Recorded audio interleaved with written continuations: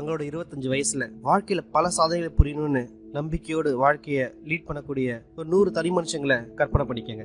அந்த 100 பேருமே அவங்க நினைச்ச மாதிரி வெற்றி பெறுவாங்கன்னு உங்களால சொல்ல முடியுமா? அவங்களுடைய 65வது வயசுல அந்த 100 பேர்ல வெறும் 5 பேர் மட்டும்தான் வெற்றியாளர்களா வருவாங்க. ஏன் மீதி இருக்க எத்தனை பேரும் தோல்வி அடைகிறாங்க? 25 வயசுல வெற்றி அடையணும்னு அவங்க கூட இந்த தீப்பொறி என்னாச்சு? அவங்களுடைய கனவுகள், எதிர்பார்ப்புகள், திட்டங்கள் இதெல்லாம் என்னாச்சு? ஏன் அவங்களுடைய நம்பிக்கைக்கும் அவங்க அடைந்த முடிவுகளுக்கும் இவ்வளவு பெரிய வித்தியாசம்? இதுக்கெல்லாம் காரணம் வாழ்க்கையுடைய முக்கியமான ஒரு மந்திர வார்த்தை, ஒரு வினோதமான ரகசியம். நோபல் பரிசு பெற்ற புகழ்பெற்ற தத்துவ அறிஞர் டாக்டர் ஆல்பர்ட் ஸ்வைசர் கிட்ட ஒரு பத்திரிகையாளர் கேட்டார், டாக்டர் இப்ப இருக்க மனுஷங்கிட்ட நீங்க எதை குறையா பாக்குறீங்க அப்படின்னு கேட்டார். அதுக்கு அவரு கொஞ்ச நேரம் அமைதியா இருந்துட்டு மனிதர்கள் சிந்திப்பதில்லை அப்படின்னு பதில் சொன்னார். இதை பத்தி தான் நான் உங்ககிட்ட பேச போறேன். நம்ம வாழக்கூடிய இந்த காலம் இருக்கு இல்லையா, இது ஒரு பொற்காலம். ஆமாங்க, உலகத்துல பல விதமான முன்னேற்றங்களோடு, மேம்பாடுகளோடு, அறிவியல் அதிசயங்களோடு, பல விதமான வாய்ப்புகளோடு நம்ம இந்த வாழ்க்கைய வாழ்ந்துட்டு இருக்கோம். ஆனா இந்த முன்னேற்றம் அடைந்த இந்த பொற்காலத்துல கூட தங்க வாழ்க்கையில சாதிக்கணும்னு 25 வயசு ஆரம்பிக்கிற ஒரு 100 பேர் எடுத்துக்கிட்டீங்கன்னா, அது ஆண்களா இருக்கலாம், பெண்களா இருக்கலாம். அவங்களுடைய 65வது வயசுல அவங்க நம்பிக்கை பிரகாரம் வெற்றி அடைஞ்சிருப்பாங்க. அவங்களால சொல்ல முடியுமா? அந்த 100 பேருமே தங்க வாழ்க்கையில வெற்றி அடையணும், சாதிக்கணும்னு தான் தங்க வாழ்க்கையை லீட் பண்ணுவாங்க. தங்க கண்களோட ஒரு தீப்பொறியோட வாழ்க்கையை நோக்கி ஒரு சாகச பயணமா எடுத்துக்கிட்டு வாழ்க்கையை இதை அதை சாதிக்கணும், இதை சாதிக்கணும் அப்படின்னு தான் தங்க வாழ்க்கையை லீட் பண்ணுவாங்க. ஆனா 65 வயசுல இந்த 100 பேருக்கும் 65 வயசு ஆகும்பொழுது அதுல ஒரே ஒருத்தர் மட்டும்தான் பணக்காரராக இருப்பார். 4 பேரு பொருளாதாரத்துல தன்னிறைவு பெற்றிருப்பாங்க. 5 பேரு இன்னும் வேலை செஞ்சுக்கிட்டே இருப்பாங்க. 54 பேர் தங்க வாழ்க்கையை நடத்த முடியாம போராடிட்டு இருப்பாங்க. அப்ப 100ல வெறும் 5 பேர் தான் தாங்க எப்படி நினைச்சாங்களோ அது மாதிரி சாதனையாளர்களா மாறுறாங்க. ஏன் மீதி இருக்க எல்லாருமே தோல்வி அடைகிறாங்க? வெற்றி அடையணும்னு 25 வயசுல ஸ்டார்ட் பண்ண அவங்க லைஃப ஏன் 65 வயசுல அவங்க அக்காம்ப்ளிஷ் பண்ண முடியல? அவங்களோட கனவுகள், எண்ணங்கள், திட்டங்கள்லாம் என்னாச்சு? ஏன் அவங்களுடைய எண்ணங்களுக்கும் அவங்க அடைஞ்ச ரிசல்ட்டுக்கும் இவ்வளோ பெரிய வித்தியாசம், இவ்வளோ பெரிய வேறுபாடு? ஏன் அவங்க நினைச்சது அவங்களால சாதிக்க முடியல?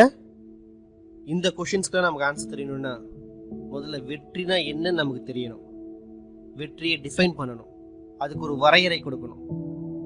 வெற்றிக்கான மிகச்சிறந்த வரையறை என்னன்னா, உயர்வான லட்சியத்தை அடைய நாம மேற்கொள்ளக்கூடிய படிப்படியான முன்னேற்றம் தான் வெற்றி. உயர்வான லட்சியத்தை அடைய நாம மேற்கொள்ற படிப்படியான முன்னேற்றம் தான் வெற்றி. ஒரு ஸ்கூல் டீச்சர் பசங்களுக்கு டீச் பண்றதையே அவங்களுடைய வெற்றியா கருதுவாங்க. ஏன்னா அதை தான் அவங்க விரும்புவாங்க. ஒரு தொழில் முனைவோர், ஒரு ஆண்டர்பிரினர் சொந்தமா ஒரு கம்பெனி ஆரம்பிச்சு அதில் சாதிக்கணும்னு நினைப்பாரு, அதுதான் அவருடைய வெற்றி. ஒரு சேல்ஸ் பர்சன், ஒரு விற்பனையாளர் தன் கம்பெனி தான் கிட்ட கொடுக்குற பொருளை எப்படியாவது வித்து காமிக்கணும், அது மூலியமா நான் பல சாதனை புரியணும்னு நினைப்பாரு, அதுதான் அவருடைய வெற்றி. அப்ப வெற்றின்றது நம்மளால முன்கூட்டியே தீர்மானிக்கப்பட்ட ஒரு உயர்வான லட்சியமா இருக்கணும். அதை நம்மளோட ஈடுபாட்டோட அடைய போராடிக்கிட்டே இருக்கணும். ஆனா மனுஷங்கள்ல 20 பேர்ல ஒரே ஒருத்தர் மட்டும் தான் அதை செய்யறாரு. மீதி இருக்க எல்லாருமே தோல்வியாளர்களா தான் இருக்காங்க. ரோலோ மேன்ற ஒரு புகழ்பெற்ற சைக்காட்ரிஸ்ட் ஒரு புக் எழுதினாங்க. அந்த புக்கோட பேரு மேன்ஸ் சர்ச் ஃபார் ஹிம்செல்ஃப், தனக்குத்தானே மனிதன் மேற்கொள்ளும் தேடல் அப்படின்னு அர்த்தம். அந்த புக்ல அவங்க சொல்றாங்க, வீரத்தோட எதிர்ப்பதம் கோழைத்தனம் இல்ல, மற்றவங்களை நாம பிரதிபலிக்கிறது. மற்றவங்க எப்படி நடந்துக்கிறாங்களோ அதே மாதிரி நாமளும் நடந்துக்கணும்னு நினைக்கிறது, அதுதான் வீரத்தோட எதிர்ப்பதம். நாம பெறக்கூடிய பல தோல்விகளுக்கு காரணமே என்னன்னா இந்த தன்மை தான். மற்றவங்கள மாதிரி நாம நடந்துக்கணும்னு நினைக்கிறது, அறிந்தும் இருக்கலாம், அறியாமலும் இருக்கலாம். இதுதான் நாம் அடையக்கூடிய தோல்விகளுக்கு மிகப்பெரிய காரணம். நம்ம 7 வயசுல எழுத படிக்க ஆரம்பிக்கிறோம், 30 வயசுல வாழ்க்கைய லீட் பண்ண ஆரம்பிக்கிறோம். நம்ம வாழ்க்கையை மட்டும் லீட் பண்ணல, நம்மளுடைய ஃபேமிலியை நம்ம சப்போர்ட் பண்றோம். ஆனா கூட 65 வயசுல கூட நம்மளால பொருளாதாரத்தை தன்னிறைவுபட முடியலன்னா நம்ம தோல்வி அடைஞ்சவங்க தானே. ஏன் இந்த தோல்வி ஏற்படுது? ஏன்னா மற்றவங்கள தான் நம்ம பிரதிபலிக்கிறோம். ஆமாங்க, அந்த 195 பேர் தோல்வி அடைஞ்சிருக்காங்க பாத்தீங்களா, அதே மாதிரி மனிதர்கள் என்ன பண்றாங்களோ அதையே தான் நாமளும் செய்யறோம், அவங்களே தான் நாமளும் பிரதிபலிக்கிறோம். அதனாலதான் நாமளும் தோல்வி அடைஞ்சவங்களா இருக்கோம்.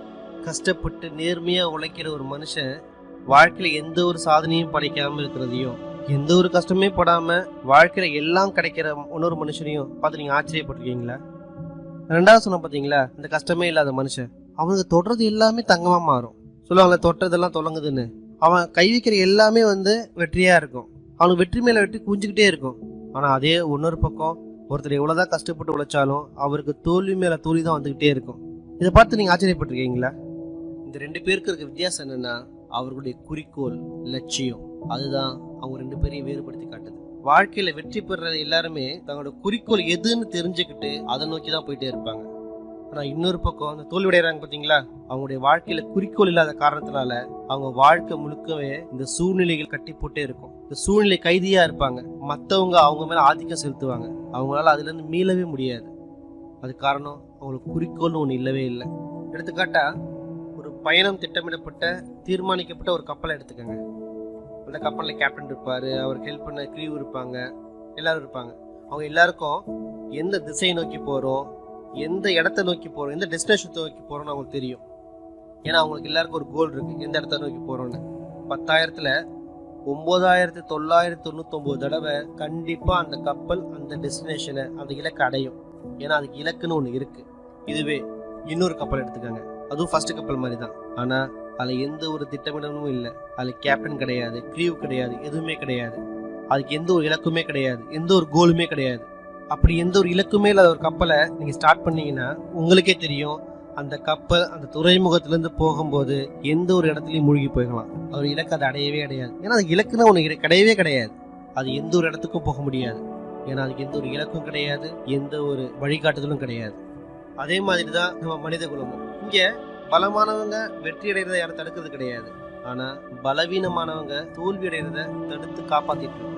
எப்படின்னா, எடுத்துக்காட்டா இந்த போர்க்காலங்கள்ல போர்க்கப்பல்கள்லாம் இருக்கும். இந்த வணிக கப்பல்கள்லாம் இருந்ததுன்னா இந்த வணிக கப்பல்களுக்கு எதுவும் பாதிப்பு ஏற்படாம இருக்க இந்த போர்க்கப்பல்கள் அதிவேகமா செல்லும். இருந்தாலும் அந்த வணிக கப்பலை அரவணைச்ச மாதிரி அதுக்கு எந்த ஒரு பாதிப்பு ஏற்படக்கூடாதுன்னு அதே வேகத்திலேயே அது பாதுகாத்துட்டு போயிட்டே இருக்கும். அது மாதிரிதான் நம்ம சமுதாயமும் இருக்கு. வெற்றியாளர்களை உருவாக்குறதை விட்டுட்டு தோல்வி அடைகிறவங்களை தோல்வி அடையாம காப்பாத்திக்கிட்டே இருக்கு. அதான் என்ன நடக்குதுன்னா, நம்ம வாழ்க்கைய ரொம்ப இலகுவா கருதுறோம், வாழ்றது ரொம்ப ஈஸியா கருதுறோம். லைஃப் லீட் பண்றதா இருந்தா நமக்கு எந்த ஒரு அதிபுத்திசாலித்தனமோ இல்ல பெரிய திறமையும் தேவையில்லை. நம்ம ஃபேமிலியை சப்போர்ட் பண்றதுக்கு, நம்ம சம்பாதிக்கிறதுக்கு மிகப்பெரிய திறமை இருக்கணும் அவசியமே இல்லை. ஏன்னா நமக்கு ஒரு பாதுகாப்பு உணர்வு இருக்குன்னு இந்த சமுதாயம் நம்மளே உணர வச்சிருக்கு. ஆனா நீங்க ஒரு உண்மையான வெற்றியாளரா மாறணும்னா இந்த பாதுகாப்புன்ற மாய தோற்றத்துல வெளிவந்தா மட்டும்தான் உங்களால சாதிக்க முடியும். முன்காலத்துல வாழ்ந்த அறிவாளிகளா இருக்கலாம், போதகர்களா இருக்கலாம், தத்துவ ஞானிகளா இருக்கலாம், இல்ல இறை தூதர்களா இருக்கலாம். இவங்க எல்லாருமே ஒருத்தர் இன்னொருத்தர் கருத்துக்கு ஒத்து போக மாட்டாங்க. நிறைய டிஃபரன்ஸ் ஆஃப் ஒப்பீனியன்ஸ் இருக்கும். ஆனா அவங்க எல்லாருமே ஒரே ஒரு கருத்துல ஒத்து போனாங்க. வெற்றிக்கும் தோல்விக்கும் காரணம் இதுதான் அப்படின்னு அவங்க எல்லாருமே ஒரு கருத்தை ஒத்து போனாங்க. அதுதான் எண்ணம் போல் வாழ்க்கை. எண்ணம் போல் வாழ்க்கை. ஆமாங்க, நம்ம எப்படி எண்ணுறோமோ, நம்ம எப்படி சிந்திக்கிறோமோ, அது மாதிரி தாங்க நம்ம வாழ்க்கை அமையும். இதுதான் அந்த மந்திர வார்த்தை. வினோதமான விசித்திரமான வாழ்க்கையோட மிகப்பெரிய ரகசியம். இதை ஏன் நான் வினோதம் சொல்றேன், ஏன் இது ரகசியம் சொல்றேன்?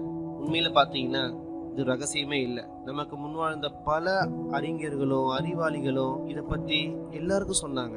மக்கள் இதை பத்தி தெரிஞ்சுக்கிட்டாங்க, புரிஞ்சுக்கிட்டாங்க. ஆனா இருந்தா கூட மக்கள்ல இன்னும் பல பேர் இதை பத்தி தெரியாமலே இருக்காங்க. அதுதான் இதுல வினோதமே. அதே மாதிரி இது தெரியாதவங்களுக்கு இது இன்னும் ஒரு ரகசியமாகவே இருந்துட்டு இருக்கு. ரோமானிய பேரரசன் மார்க்கஸ் ஆர்லியஸ் சொன்ன மாதிரி ஒரு மனுஷனோட வாழ்க்கை அவரோட எண்ணங்களால தான் கட்டமைக்கப்படுது. பிரிட்டிஷ் முன்னாள் பிரதமர் பெஞ்சமின் டிஸ்ரேலி சொன்ன மாதிரி குறிக்கோளை அடைய போராடக்கூடிய மனிதனுக்கு எல்லாமே வசப்படும். அதை தடுக்கிறது எதுவுமே கிடையாது. அதை அக்காம்ப்ளிஷ் பண்றதுக்காக அவன் உழைச்சுக்கிட்டே இருப்பான். அந்த குறிக்கோளை அவனால கண்டிப்பா அடைய முடியும். அமெரிக்க தத்துவ ஞானி வில்லியம் ஜேம்ஸ் சொன்ன மாதிரி நம்மளோட உயர்வான குறிக்கோள் அடைய நம்ம கடினமா போராடணும். மற்றவங்க அதை முடியாதுன்னு சொன்னா கூட நம்மளுடைய போராட்டம் கண்டிப்பா நம்மளை அதை அடைய வைக்கும். அதுக்கு உங்களை நீங்க நம்பணும், உங்க குறிக்கோளை நம்பணும். உங்களால அடைய முடியுன்ற நம்பிக்கை உங்களுக்கு இருக்கணும். அந்த விடாமுயற்சியும் நம்பிக்கையும் தான் உங்களை அந்த குறிக்கோளை அடைய வைக்கும். இதோ ஏனோ தானோன்ற வைக்கிற நம்பிக்கை கிடையாது. நம்மளால கண்டிப்பா அடைய முடியும், நம்மளால அச்சீவ் பண்ண முடியும்னு கண்மூடித்தனமா நம்பணும். உங்களால முடியும் நம்பணும். அந்த நம்பிக்கை தான், அந்த விடாமுயற்சி தான் உங்களை அந்த குறிக்கோளை அடைய வழிநடத்தும். டாக்டர் நார்மன் வின்சென்ட் பேலே சொல்ற மாதிரி, நீங்க எதிர்மறையா சிந்திச்சீங்கன்னா உங்களுக்கு எதிர்மறை விளைவுகள் தான் கிடைக்கும், நெகட்டிவ் ரிசல்ட்ஸ் தான் கிடைக்கும்.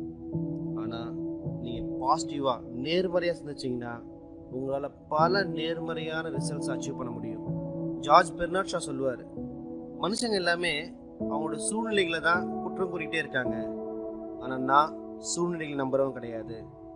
இந்த உலகத்துல வர ஒவ்வொரு மனுஷனும் தனக்கேத்த மாதிரி சூழ்நிலைகளை அமைச்சுப்பான். அப்படி சூழ்நிலை அமையாத போது அது மாதிரியான சூழ்நிலைய உருவாக்குவான். இப்போ உங்களுக்கு புரிஞ்சிருக்கும், வெளிப்படையா தெரிஞ்சிருக்கும். நம்ம என்ன நினைக்கிறோமோ அதே மாதிரி தான் நம் வாழ்க்கை அமையும். திடமான ஒரு உயர்வான லட்சியத்தை அடையிறதுக்கு ஒருத்தன் எண்ணிக்கிட்டே இருந்தானா, சிந்திச்சுக்கிட்டே இருந்தானா, அவனால கண்டிப்பா அதை அடைய முடியும். ஏன்னா அவன் சிந்தனை அந்த குறிக்கோளை பத்தி தான் இருக்கு. அதுதான் அவனுடைய எண்ணம், அதுதான் அவனுடைய வாழ்க்கை. அதுக்கு மாறா எந்த ஒரு குறிக்கோளுமே இல்லாம ஒரு மனுஷன் வாழ்ந்துட்டு இருந்தானா அவனுக்கு என்ன பண்றதுன்னு தெரியாது, ஏன் வாழ்றோன்னே தெரியாது. அவன் வாழ்க்கையும் அவன் சிந்தனைகள் எப்படி இருக்கும்னா பயமும் சந்தேகமும் கவலைகளும் பதற்றமும் நிறைஞ்சதான் இருக்கும். அவன் வாழ்க்கை முழுக்கவே எந்த ஒரு பொருளுமே இல்லாம, எந்த ஒரு மீனிங்குமே இல்லாம பயம் கலந்ததாகவும் பதற்றம் கலந்ததாகவும் ஃப்ரஸ்ட்ரேஷனும் ஒரீசமாவே இருக்கும். ஏன் அவன் வாழ்க்கை ஃபுல்லா வெறுமையா ஒண்ணுமே இல்லாம இருக்குன்னா அவனோட குறிக்கோள் ஒண்ணுமே இல்லாம இருக்கு. அவனோட சிந்தனை தான் அவனோட வாழ்க்கையை அமையுது. நீங்கள் எதை விதைக்கிறீர்களோ அதையே அறுவடை செய்கிறீர்கள். நம்மளோட மனசு ஒரு விவசாய நிலம் மாதிரிங்க. ஒரு விவசாய நிலத்துல அந்த விவசாயி தான் விருப்பப்படி எதை வேணா பயிரிடலாம். அந்த நிலத்துக்கு இதுதான் பயிரிடணும் அதெல்லாம் பயிரிடணும் அந்த நிலம் சொல்லாது. அந்த விவசாயி தான் அதை சூஸ் பண்ணணும். அப்ப என்ன பயிரிட போறாரு அந்த நிலத்துல முடிவெடுக்கக்கூடியது அந்த விவசாயி தான். அதே மாதிரிதான் நம்ம மனசும். நம்ம மனசுல எதை விதைக்க போறோம், என்ன மாதிரியான எண்ணங்களை விதைக்க போறோம்னு நாம தான் முடிவு செய்யணும். நம்ம எதை விதைச்சாலும் நம்ம மனசு ஏத்துக்கும், அது நல்லதோ கெட்டதோ அதை பத்தி அதுக்கு கவலை இல்லை. உதாரணமா ஒரு விவசாயி 2 விதமான பயிர்களை பயிரிட போறாரு. ஒன்னு நெல்மணி, ஒன்னொன்னு விஷச்செடி. 2த்துக்கு விதைய போடுறாரு. 2த்தையும் தண்ணி ஊற்றி நல்லா வளர்க்குறாரு. நெல்மணிக்கு எந்த அளவுக்கு பராமரிக்கிறாரோ அதே மாதிரி இந்த விஷச்செடியோட விதையையும் பராமரிக்கிறாரு. தண்ணி ஊத்துறாரு, நல்லா வளர்க்குறாரு, பேணி காக்குறாரு. என்னங்க நடக்கும்? அந்த நிலத்துல என்ன பயிரிட்டிருக்குன்றது அந்த நிலத்துக்கு எந்த ஒரு கவலையும் கிடையாது. அது நெல்மணியாகவும் இருக்கலாம், விஷச்செடியாகவும் இருக்கலாம்.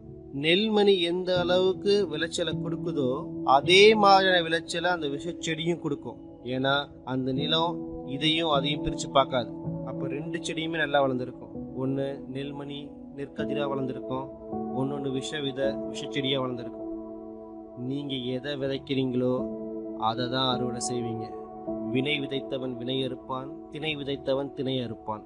மனுஷோட மனசானது இந்த விவசாய நிலத்தை காட்டிலும் செம்மையானது, செழுமையானது, வினோதமானது, நம்ப முடியாது. ஆனா நம்ம மனசும் இந்த விவசாய நிலம் எப்படி வேலை செய்யுதோ அதே மாதிரிதான் வேலை செய்யும். நம்ம மனசு எதை பத்தி கவலைப்படாது. நம்ம எந்த எண்ணத்தை உள்ள போடுறோன்னு கவலைப்படாது. அது வெற்றியா இருக்கலாம், தோல்வியா இருக்கலாம், ஒரு திடமான உயர்ந்த குறிக்கோளா இருக்கலாம், இல்ல ஒண்ணுமே புரியாத கவலையும் கன்ஃபியூஷனும் மிஸ் அண்டர்ஸ்டாண்டிங்கும் பதற்றமும் எது வேணா இருக்கலாம். ஆனா நம்ம எதை எண்ணமா அதுல விதைக்கிறோமோ அதை தான் அது ரிசல்ட்டா விளைவா நமக்கு அவுட்புட்டா கொடுக்கும். நம்ம கிடைச்ச இந்த உயர்வான மனசு நமக்கு ஈஸியா கிடைச்சதுனால, எந்த ஒரு கஷ்டமும் படாம நம்ம பிறந்ததுல இருந்து கிடைச்சதுனால நம்ம அதை பத்தி கவலைப்படுறதே கிடையாது. நம்ம எதை காசு கொடுத்து வாங்குறோமோ அதுக்கு தான் மதிப்பு கொடுக்குறோம். இலவசமா நமக்கு எது கிடைச்சாலும் அது மதிக்கிறது இல்லை. நம்ம மனசையும் ஒரு இலவசமான பொருள் நம்ம நினைச்சிட்டு இருக்கோம். அதனாலதான் அதுக்கு எந்த ஒரு மதிப்புமே கொடுக்காம நம்ம அதுல எதை விதைக்கிறோன்றத நம்ம எண்ணாமலே இருக்கும். நான் இப்ப சொல்றது உங்களுக்கு முரணா தெரிஞ்சாலும் இதாங்க உண்மை. வாழ்க்கையில நம்ம கிடைக்கிற எல்லாமே எதெல்லாம் இலவசமா கிடைக்குதோ அது எல்லாம் மிக மிக உயர்ந்தது. நம்மளோட மனசாக இருக்கட்டும், நம்மளோட உயிரா இருக்கட்டும், நம்ம உடலாகட்டும், நம்முடைய எண்ணங்களா இருக்கட்டும், எதிர்பார்ப்புகளாகட்டும், கனவுகளாகட்டும், குறிக்கோள்களாகட்டும், அறிவாற்றலாகட்டும், இல்ல நம்ம ஃபேமிலியில நம்ம ஃப்ரெண்ட்ஸ்ல வச்சிருக்க லவ் ஆகட்டும், அன்பாகட்டும், பாசமாகட்டும், இந்த மாதிரியான எல்லாமே பாத்தீங்கன்னா, இந்த விலை மதிக்க முடியாத எல்லாமே பாத்தீங்கன்னா நமக்கு இலவசமா தாங்க கிடைக்குது. ஆனா நம்ம விலை உயர்ந்ததா கருதக்கூடிய எல்லா பொருளுமே நம்ம காசு கொடுத்தா கண்டிப்பா திருப்பி வாங்க முடியுங்க. விலை அதிகமா இருந்தா கூட அதெல்லாம் ரொம்ப ரொம்ப மலிவானது. நம்மளால ஈஸியா ரீப்ளேஸ் பண்ண முடியும். நம்ம கிட்ட இருக்க சொத்து அழிஞ்சிட்டா நம்ம திருப்பி சம்பாதிச்சுக்க முடியும். நம்ம கட்டின வீடு அழிஞ்சிட்டா திரும்ப கட்டிக்க முடியும். நம்ம இதெல்லாம் காசு கொடுத்து வாங்குற எல்லா பொருளுமே திரும்ப அதுக்கு ஒரு விலை இருக்குன்னும் போது அதை கண்டிப்பா உங்களால விலை கொடுத்து வாங்க முடியும். ஆனா விலை மதிக்க முடியாத இலவசமா நம்ம எந்த ஒரு பொருளையும் உங்களால ஈடுகட்டவே முடியாது. நம்ம மனசுக்கு நம்ம என்ன வேலை கொடுக்குறோமோ அதை கண்டிப்பா செஞ்சு முடிக்குங்க. ஆனா நம்ம என்ன தெரியுமா பண்றோம், மிகப்பெரிய ஒரு லட்சியத்தையும் குறிக்கோளையும் நம்ம மனசுக்கு கொடுக்காம எந்த ஒரு முக்கியமே இல்லாத சின்ன சின்ன வேலையெல்லாம் கொடுத்துட்டு இருக்கோங்க. இப்ப சிந்திங்க, உங்க வாழ்க்கையில என்ன வேணும், உங்க குறிக்கோள் என்ன, அதை உங்க மனசுல விதையுங்க. இதுதான் உங்க வாழ்க்கையில நீங்க எடுக்கக்கூடிய மிகப்பெரிய லட்சியமான முடிவு. உங்க குறிக்கோளை உங்க மனசுல உறுதியா விதைங்க. நல்லா படிக்கணும் ஆசைப்படுறீங்களா? நல்ல வேலை கிடைக்கணும் ஆசைப்படுறீங்களா? உங்க வேலையில உயர்ந்த இடத்துக்கு போன ஆசைப்படுறீங்களா? இந்த சமுதாயத்துல மிகப்பெரிய இடத்துக்கு போன ஆசைப்படுறீங்களா? பணக்காரரா ஆசைப்படுறீங்களா? என்னங்க ஆசைப்படுறீங்க? உங்க குறிக்கோள் என்ன? அந்த குறிக்கோளுக்கான விதைய உங்க மனசுல இன்னைக்கே விதைங்க. அதை பாதுகாத்து கொள்ளுங்க. அந்த குறிக்கோளை நினைச்சுக்கிட்டே இருங்க. அந்த குறிக்கோள் அடைய போராடிட்டே இருங்க. கண்டிப்பா ஒரு நாள் உங்களால் அந்த குறிக்கோளை அடைய முடியும். இது வெறும் நம்பிக்கையும் கண்மூடித்தனமான எதிர்பார்ப்பும் கிடையாது. உங்களால அடையக்கூடிய உண்மையான ஒண்ணு. ஏன்னா இதுதான் இயற்கையோட விதி. இயற்கையில பல விதிகள் இருக்கு. For example sir Isaac Newton சொன்ன ஈர்ப்பு விதி மாதிரி, நீங்க ஒரு பில்டிங்ல இருந்து கீழே குதிச்சீங்கன்னா நீங்க கீழே தான் போவீங்க தவிர மேலே போக மாட்டீங்க. ஏன்னா அதான் இயற்கையோட விதி. அதே மாதிரி தான் இயற்கையோட எல்லா விதிகளும் இப்படிதான். அது கட்டாயம் கண்டிப்பா வேலை செய்யும். அது எங்கேயுமே வளைஞ்சு கொடுக்காது. உங்களோட குறிக்கோளை ரிலாக்ஸ்டா பாசிட்டிவா திங்க் பண்ணி பாருங்க. உங்களோட குறிக்கோளை நீங்க அடைஞ்சிட்ட மாதிரி நீங்களே கற்பனை பண்ணிக்கிட்டு உங்க மனப்படத்துல அதை ஓட்டி பாருங்க. அந்த குறிக்கோளை அடைஞ்ச அப்புறம் நீ எப்படி உங்க வாழ்க்கையை லீட் பண்ணுவீங்க, உங்க வாழ்க்கையை எப்படி எடுத்துட்டு போவீங்க, அதே மாதிரி உங்க வாழ்க்கையை வாழ ஆரம்பிங்க. நாம ஒவ்வொருத்தருமே நாம எண்ணக்கூடிய எண்ணங்களுடைய ஒரு கூட்டு தொகையா தான் உருவாக்கப்பட்டிருக்கோம். நம்ம ஒத்துக்கிட்டாலும் இல்ல ஒத்துக்காட்டாலும் நாம இப்ப இருக்க நிலைமைக்கு காரணம் நம்முடைய எண்ணங்கள் தான். நாளைக்கு நம்ம அடைய போற நிலைமைக்கு காரணமும் நம்முடைய எண்ணங்கள் தான். இதுதான் மறுக்க முடியாத உண்மை. நாளைய உங்களுடைய எதிர்காலத்தை ஒரு வசந்த காலமா உங்களுக்கு பிடிச்ச மாதிரி நீங்க நினைச்ச மாதிரி வாழணும்னா அதுக்கு உங்களுடைய எண்ணங்களை நெறிமுறைப்படுத்தணும். உங்க குறிக்கோளை திட்டமிட்டு உங்க குறிக்கோள் அடைய நீங்க போராடணும். ஏன்னா உங்களுடைய எண்ணங்களும் உங்க மனமும் தான் உங்க வாழ்க்கைய வழிநடத்தி கூட்டிட்டு போகுது. நீங்க இந்த எர்த் மூவிங் மிஷின்ஸை பார்த்துருப்பீங்க. இந்த பொக்லைன் ஜேசிபின்னு சொல்லுவோம் இல்லையா, அது மாதிரி எர்த் மூவிங் மிஷின்ஸ் அதை பார்க்கறதுக்கே ரொம்ப பெருசா ஒரு விசித்திரமா வினோதமா ஒரு பெரிய உருவத்துல இருக்கும். ஆனா அவ்வளோ பெரிய மிஷினை இயக்குறது ஒரு சின்ன மனுஷன் தான். அந்த மனுஷன் கையில இருக்கிற கண்ட்ரோலை வச்சுதான் அந்த முழு மிஷினுமே, அந்த எர்த் மூவிங் மிஷினுமே செயல்படும். அவன் என்ன கண்ட்ரோல் கொடுக்குறானோ அதுக்கேற்ற மாதிரி அது செயல்படும். மனிதனோட மனசும் அந்த மிஷின் மாதிரி தாங்க. நம்ம மனசானது பல மடங்கு ஆற்றல் நிறைந்த ஒரு சோர்ஸ். அந்த சோர்ஸை கையாளுற கண்ட்ரோல் பண்ணக்கூடிய இடத்துல தான் நீங்க இருக்கீங்க. எப்படி ஒரு எர்த் மூவிங் மிஷினை ஒரு மனுஷன் கண்ட்ரோல் பண்றானோ அதே மாதிரி உங்கள்கிட்ட இருக்க ஆற்றல் நீங்க கண்ட்ரோல் பண்ணணும். ஒரு எர்த் மூவிங் மிஷின் நீங்க கண்ட்ரோல் பண்ண மாட்டீங்கன்னா அது தன்னுடைய பாட்டுக்கு போய் பல விதமான சேதாரங்களை விளைவிக்கும். அதே மாதிரி தான் உங்க மனசும். அதை நீங்க கண்ட்ரோல் பண்ணலன்னா அதனால ஏற்படக்கூடிய எல்லா விளைவுகளுக்கும் நீங்க தான் பொறுப்பு. ஏன்னா நீங்க தான் அந்த டிரைவர் சீட்ல இருக்கீங்க. அதுவே உங்க மனசை நீங்க கண்ட்ரோல் பண்ணீங்கன்னா உங்களுடைய முழு ஆற்றலையும் ஒரு குறிப்பிட்ட மதிப்பு வாய்ந்த குறிக்கோளுக்காக உங்களால செலவழிக்க முடிஞ்சு உங்களால அந்த உயர்ந்த லட்சியத்தை அடைய முடியும். அதை முடிவு பண்ண வேண்டியது நீங்க தான். ஏன்னா உங்க மனசை இயக்கக்கூடிய டிரைவர் சீட்ல நீங்க மட்டும்தான் இருக்கீங்க. இந்த வெற்றியை கொடுக்கக்கூடிய இந்த இயற்கையோட விதி ரெண்டு பக்கமும் கூர்மையான ஒரு வாழை போன்றது. உங்களுடைய எண்ணங்களால தான் அதை நீங்க கண்ட்ரோல் பண்ணணும். ஏன்னா இந்த விதி உங்களுக்கு வெற்றியையும் வளத்தையும் ஆரோக்கியத்தையும் மகிழ்ச்சியையும் வாழ்க்கையில எதெல்லாம் நீங்க சிந்திக்கிறீங்களோ கற்பனை பண்றீங்களோ ஆசை பண்றீங்களோ எல்லாத்தையுமே உங்களுக்கு கொடுக்கும். அதே சமயம் அதை நீங்க கண்ட்ரோல் பண்ணாம விட்டுட்டீங்கன்னா உங்களை இழிவான நிலைக்கு கொண்டு போயிடும். உங்களை தாழ்த்தி உங்களால முன்னேறவே முடியாத இடத்துக்கு கூட்டிட்டு போயிடும். இது எல்லாமே நீங்க உங்க எண்ணங்களால எப்படி யூஸ் பண்றீங்கிறது தான் இருக்கு. நல்ல விஷயத்துக்கா கெட்ட விஷயத்துக்கா. இதுதான் வாழ்க்கையோட மந்திரம். வாழ்க்கையோட வினோதமான விசித்திரமான ரகசியம் இதுதான். உங்க எண்ணங்களை நீங்க எப்படி யூஸ் பண்றீங்கன்றத பொறுத்து தான் அது. பல அறிஞர்கள் சொல்ற மாதிரி உங்களுக்கு வெற்றி அடையணும்னா நீங்க வெற்றி பெறதுக்கு அதுக்கான விலையை நீங்க கொடுத்தே ஆகணும். அந்த விலை தான் விடாமுயற்சியும் நம்பிக்கையும். அந்த விலையை கொடுத்தீங்கன்னா கண்டிப்பா உங்களுக்கு வெற்றி கைகூடும். தோல்வி அடைஞ்ச ஒரு வாழ்க்கையை வாழ்றதை விட நீங்க கொடுக்கக்கூடிய உங்களோட முயற்சியும் உழைப்பும் அவ்வளவு கடினமானது ஒன்றும் கிடையாது. எப்ப நீங்க உங்க குறிக்கோளை நோக்கி உழைக்கணும் போராடணும்னு ஆரம்பிச்சிட்டீங்களோ அப்பவே நீங்க ஒரு வெற்றியாளராக மாற ஆரம்பிச்சிட்டீங்க. ஏன்னா மனுஷங்கள் ரொம்ப ரொம்ப கொஞ்சம் பேர் தான் வெற்றியை நோக்கி போராடிட்டு இருக்காங்க. நான் ஏற்கனவே சொன்ன மாதிரி 100 மனிதர்கள்ல வெற்றி பெற்ற அந்த 5 மனிதர்கள் இருக்காங்க இல்லையா, அந்த 5 மனிதர்கள்ல ஒரு மனிதரா கண்டிப்பா நீங்க இருப்பீங்க. உங்களே போட்டு நீங்க குழப்பிக்காதீங்க. நம்ம என்ன பண்ண போறோம், எப்படி இந்த வெற்றி அடைய போறோம், அதெல்லாம் எதுவுமே குழப்பிக்காதீங்க. உங்க குறிக்கோளை மட்டும் நீங்க டிசைட் பண்ணுங்க. அதை மட்டும் நோக்கி பயணிங்க. மற்றதெல்லாம் உங்களை விட மேலதிகமான சக்தி கிட்ட விட்டுருங்க. நீங்க செய்ய வேண்டியதெல்லாம் ஒண்ணுதான். உங்க குறிக்கோளை நோக்கி உங்க பயணத்தை எப்பயுமே விடாது மேற்கொண்டுட்டே இருக்கணும். அந்த விடாமுயற்சியையும் தொடர்ந்த பயணத்தையும் இலக்கு நோக்கி நீங்க கொண்டு போயிட்டே இருந்தீங்கன்னா சரியான தருணத்துல சரியான இடத்துல உங்களுக்கு அந்த வெற்றி கைக்கணும். நீங்க அதை கண்கூடாவே பார்ப்பீங்க. வாழ்க்கையுடைய இந்த மந்திர வார்த்தையை என்னைக்குமே மறந்துடாதீங்க. நீ எதை எண்ணுகிறாயோ அதுவாகவே மாறுகிறாய். இன்னைக்கே ஆரம்பிங்க. நீங்க இழக்கிறதுக்கு எதுவுமே கிடையாது. ஆனா நீங்க ஜெயிக்கிறதுக்கு இந்த முழு வாழ்க்கையும் இருக்கு. இந்த வினோதமான ரகசியம் உங்க வாழ்க்கையில ஒர்க் அவுட் ஆக நீங்க கடைபிடிக்க வேண்டிய 30 நாள் ஆக்ஷன் பிளானை தான் நான் இப்போ உங்களுக்கு சொல்ல போறேன். உங்க இலக்கை அடையிற வரையும் நான் சொல்லக்கூடிய இந்த வழிமுறைகளை அடுத்த 30 நாள் தவறாம ஃபாலோ பண்ணுங்க. முதலாவதா, எல்லாத்துக்கும் மேல நீங்க அடைய விரும்புற உங்களுடைய குறிக்கோளை ஒரு கார்டில் எழுதுங்க. அது நிறைய பணமா இருக்கலாம், அதாவது உங்களுடைய சம்பளத்தை நீங்கள் ரெட்டிப்பாக்க நினைக்கலாம், இல்லை ஒரு குறிப்பிட்ட அமௌண்ட்டை சம்பாதிக்க நினைக்கலாம், ஒரு அழகான வீடை கட்டுறதா இருக்கலாம், உங்கள் வேலையில் நீங்கள் அச்சீவ் பண்ணுறதா இருக்கலாம், இந்த சமுதாயத்தில் ஏன்னா இந்த வாழ்க்கையில் ஒரு குறிப்பிட்ட அந்தஸ்து அடைகிறதா இருக்கலாம், மகிழ்ச்சியான ஃபேமிலியாக இருக்கலாம். நீங்கள் எதை அச்சீவ் பண்ண நினைக்கிறீங்களோ அதை குறிப்பிட்டு அந்த கார்டில் எழுதுங்க. அந்த குறிக்கோள் ஒரு வரையறுக்கப்பட்டதாகவும் ஒரே ஒரு குறிக்கோளாகவும் இருக்கணும். அதை நீங்கள் யாருக்கும் காமிக்கணும் அவசியம் இல்லை. ஆனால் அந்த கார்டை உங்கள் கூடயே ஒவ்வொரு நாளும் வச்சுருங்க. எப்போல்லாம் உங்களுக்கு நேரம் கிடைக்குதோ உங்களுடைய குறிக்கோளுடைய அந்த கார்டை பார்த்துட்டே இருங்க. காலையில் எந்திரிச்ச உடனே ரிலாக்ஸ்டாக உற்சாகமாக ஒரு நேர்மறையான சிந்தனையோட எந்திரிச்சு அந்த கார்டை பாருங்க. உடனே உங்களுக்குள்ளேயே உங்க குறிக்கோளை அடைய ஏதாவது செய்யணும்னு தோணும். இந்த வாழ்க்கையில நம்ம சாதிக்கணும், அந்த குறிக்கோளை அடையிறதுக்காக நம்ம சாதிக்கணுன்ற எண்ணம் உங்களுக்கு ஒவ்வொரு நாள் காலையிலையும் தோணும். ஒவ்வொரு நாளும் உங்களுக்கு எப்பெல்லாம் நேரம் கிடைக்குதோ அப்பெல்லாம் அந்த கார்டை பாருங்க. நீங்க படுக்கிறதுக்கு போறதுக்கு முன்னாடி, உங்க பெட்டுக்கு போறதுக்கு முன்னாடி அந்த கார்டை பாருங்க.